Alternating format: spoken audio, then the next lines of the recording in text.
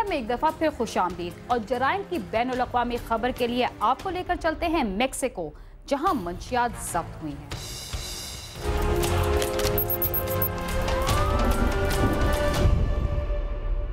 मंशियात फरोशों की जन्नत समझे जाने वाले मेक्सिको के खुले समंदर में नेवी हुक्काम ने कार्रवाई करते हुए करोड़ों डॉलर्स मालियत की मंशियात जब्त कर ली।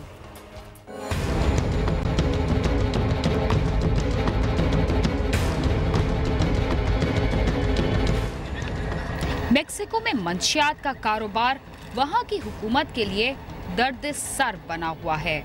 तमाम तर कोशिशों के बावजूद हुक्काम इस लानत पर काबू नहीं पा सके। हालांकि आए रोज करोड़ों डॉलर्स मालियत की मंशियात पकड़ी जाती है, लेकिन फिर भी ये जिन मेक्सिकन हुक्काम के काबू होता नजर नहीं आता।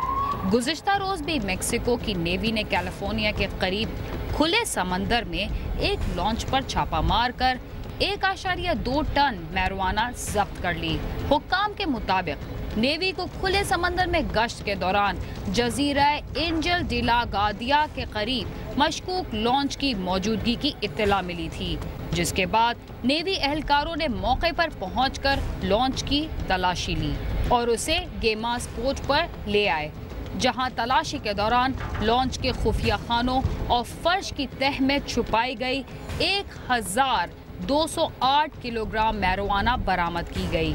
कैलिफोर्निया की समुद्री हुदूद को मंशियात की स्मगलिंग के लिए महफूज राहदारी समझा जाता है और इसी रास्ते से शुमाल में मेक्सिको और अमेरिका को भी मंशियात स्मगल की जाती है। हुक्काम को शुबा है कि इस रास्ते से मेक्सिको हुक्काम को सबसे मतलूब वाकिन अल चापो उर्फ गजमैन का गिरोह मंशियात की स्मगलिंग करता है। रवा साल नवंबर में भी इसी साहिल के करीब खुले समंदर में नेवी हुक्काम को मैरिजुआना के 200 से ज़ायद पैकेट्स मिले थे, जिनकी मालियत लाखों डॉलर्स थी।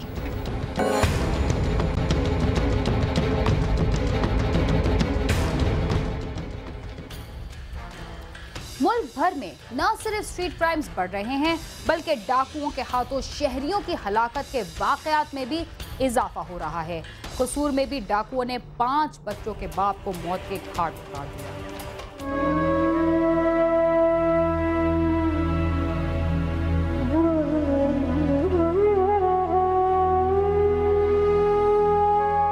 कसूर सिटी के इलाके कोट बदरदीन के रहायशी मोहम्मद खालिद की शादी 22 साल कबल अंदरून कोट बोरी गेट के रहायशी अली इमाम की हमशीरा से हुई, जिनके यहाँ 3 बेटियों और 2 बेटों ने जन्म लिया। मोहम्मद खालिद मेहनत मजदूरी करके अपना और अपने घर वालों का पेट पालता था। कम आमदनी के बायस उसकी गुजर बसर मुश्किल से होती थी, जिस पर वो अक्सर अपनी बीवी को मेके से पैसे लाने के लिए कहता था। बीवी अपने भाई से गुजर बसर के लिए हर माह कुछ रकम ले आती थी। उन्होंने ना कोई लंबे चौड़े वसाइल ना कोई लंबे चौड़े उन्होंने सोर्सेस सी ते किसी को टुर फिर के या बाजार को थोड़ा बहुत जड़ा ना जुतियां का कारोबार करके तो अपनी बड़ी मुश्किल ना बच्चों रोड पे पेट पालते थे। जुम्मा की रात को मोहम्मद खालिद घर से किसी काम की गर्ज के लिए गया और रात गए तक वापस न आया। दूसरी जानिब मोहम्मद खालिद के साले अली इमाम के मुताबिक उसे रात 2 बजे मोहम्मद खालिद ने फोन करके कहा था कि उसे कुछ रकम की अशद जरूरत है, जिस पर अली इमाम ने उसे कहा कि सुबह आकर रकम ले जाना। शहरी के वक्त चंद राहगीरों ने सिटी रोड पर मस्जिद नूर के करीब एक लाश पड़ी देखकर पुलिस को इतला कर दी। पुलिस ने मौके पर पहुंचकर लाश कब्जे में लेकर पोस्टमार्टम के लिए भिजवा दी। जेब से मिलने वाले कागजात के मुताबिक ये लाश मोहम्मद खालिद की थी। पुलिस ने मकतूल के साले अली इमाम की रिपोर्ट पर नामालूम अफराद के खिलाफ मुकदमा दर्ज करके तफ्तीश शुरू कर दी है। मेन रोड के ऊपर एक गड्डी जिसने पता चलिया कि गड्डी आगे खड़ी हुई ते ओदे जो कुछ आदमी बाहर निकले ने, जिहड़ी वाइट कलर की टूटी गड्डी ते ओदे जो 1 या 2 बाहर निकले ने लोग, कोई 1-2 जड़े ना गड्डी बैठे रहे ने ते उन्होंने बाहर निकल के जड़ा ना इस तरीके नाल बेदर्दी नाल वाई फायरिंग की थी कि वो मौके उत्ते जड़ा ना जान बाग हो गए। किसी नाल कोई दुश्मनी नहीं, गरीब आदमी मेहनत मजदूरी करते नहीं, ना कोई वो इन्ने को साहिब हैसियत नहीं। 5 उन्होंने बच्चे ने, 3 बेटियां ने, 2 बेटे ने, तो अपनी मेहनत मजदूरी करके बाल बच्चों का बड़ी मुश्किल लड़ाना पेट पालते। सी आला काम को अपील करने कि ये जो वाकया है ये बारे इस तरीके लड़ाना इसका मकूल कोई सदभाव किया जाए या कार्रवाई की जाए कि आने वाला वक्त भी साडा शहर जड़ा मुतमिन और अमन का गवारा रहे। पुलिस ने पोस्टमार्टम के बाद मोहम्मद खालिद की लाश वर्षा के हवाले कर दी। जब लाश घर लाई गई तो वहाँ कोहराम बर्पा हो गया। मकतूल की बेवा और बच्चे जार कतार रोते रहे। मकतूल को सोगवारों की मौजूदगी में आबाई कब्रिस्तान में सुपुर्दे खाक कर दिया गया। वर्षा का कहना है कि मोहम्मद खालिद को डकैती मज़ाहमत पर कत्ल किया गया है, क्योंकि इस इलाके में आए रोज डकैती की वारदातें हो रही हैं। 4 बजे वारदात डकैती दी होंदियां ने। इसे रोड ते पता नहीं तीसरी वारदात चौथी वारदात। एक तो साडे पीर भाई सी नक्शबंदी का भाई, वो भी इसे जगह ते थोड़े होके ना सवेरे उन्होंने कोल भी वो पैसे खोए गए सी ते उन्होंने भी पैसे बच गए, पैसे भी बच गए ने। लेकिन की कि वो सवेरे सवेरे नाका खोल नाके होंगे रात 12 बजे तक 1 बजे तक रहते हैं। पुलिस वाले बाद चले जाते हैं। पुलिस वालों को चाहिए कि सुबह तक नाका, वो सब तो खतरनाक टाइम है 2 तो लैके ना सुबह 5 बजे तक पूरे शहर उस वे नाका होना चाहिए। शामो शामी नाके का फायदा कोई नहीं गा। मकतूल के वर्षा ने वज़ीर आला पंजाब से मुतालबा किया है कि मुलजमों का फौरी सुराग लगाकर उन्हें गिरफ्तार करके कैफरे करदार तक पहुँचाया जाए। साथी रिपोर्टर महर मोहम्मद शफीक के साथ आमिर शहजाद, समा, कसूर।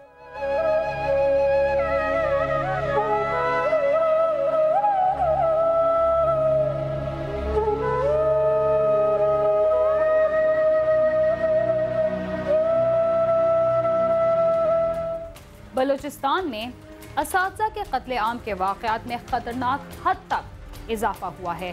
सिर्फ बलूचिस्तान यूनिवर्सिटी के 6 सीनियर प्रोफेसर्स को कत्ल किया जा चुका है, जिसकी वजह से यूनिवर्सिटी में तदरीस का अमल शदीद मुतासिर हुआ है।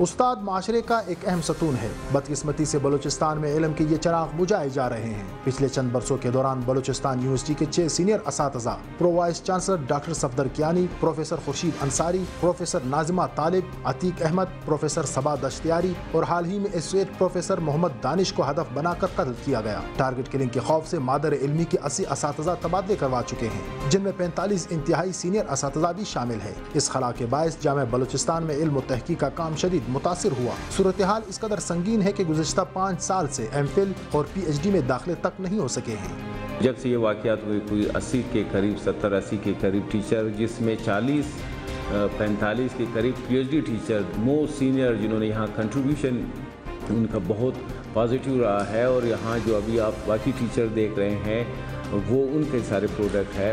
उसकी वजह से वो सारे चले गए। अभी यहाँ उनके चले जाने की वजह से हमारे एमफिल और पीएचडी के एडमिशन्स पे असरात ये पड़े हैं कि 5 साल से एडमिशन नहीं हो रहे। असातिज़ा के कत्लेआम के मुसलसल वाक़यात ने जामे बलूचिस्तान के असातिज़ा को खौफ में मुब्तला कर रखा है, इसलिए कि उन्हें संगीन नौयत की धमकियाँ दी जा रही हैं।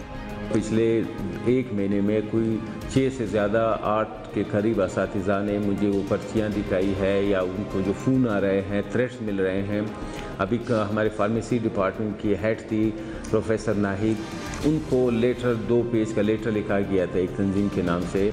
उनको थ्रेट किया गया था, उसको मजबूर करना था कि आपने चेयरपर्सनशिप छोड़ना है या तो हमारे ये काम करने। इसके अलावा बाकी डिपार्टमेंट्स में भी है, तो वो उनको थ्रेट्स आ रहे हैं। वो बेचारे जो शहर में रहते हैं उनके लिए तो बड़ा मुश्किल है आना जाना और घर से निकलना। फिर अभी पहले ये था कि टारगेट किलिंग का जो था, जो यहाँ हमारे असातिज़ा है जो सूबे से नहीं है, कोयटा शहर से नहीं, जिसको हम सेटलर कहते हैं, वो अब जो है दूसरा रुख भी आया है, फिर खवारियत वाला रुख भी आया है।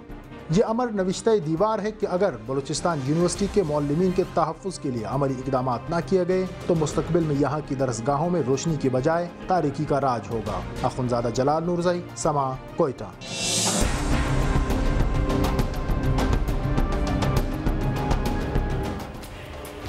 वो मुआशरा बदनसीब होता है जिसमें इल्म की रोशनी फैलाने वाले ना हो, मगर वो लोग उससे भी ज़्यादा बदनसीब होते हैं जो अपने मुआशरे में मौजूद ऐसे लोगों को कत्ल करने लगे हैं जो इल्म की रोशनी से जहालत के अंधेरों को दूर करने के लिए अपनी ज़िंदगी वक्फ कर दें। बलूचिस्तान में भी आजकल यही हो रहा है, जहां जराइम पेशा अफराद तो आज़ादी से घूम रहे हैं, मगर ऐसे लोगों को चुन चुन कर कत्ल कर दिया जाता है जो दूसरों को जहालत के अंधेरों से बाहर लाने की ख्वाहिश रखते हैं। इसके साथ ही आज का प्रोग्राम अपने इख्तिताम को पहुंचता है। अगर आप हमसे रब्ता करना चाहें तो हमारा पता है cs@sama.tv। इसके अलावा आप हमसे फेसबुक पर भी रब्ता कर सकते हैं। बीना खान को इजाज़त दीजिए और देखते रहिए समा।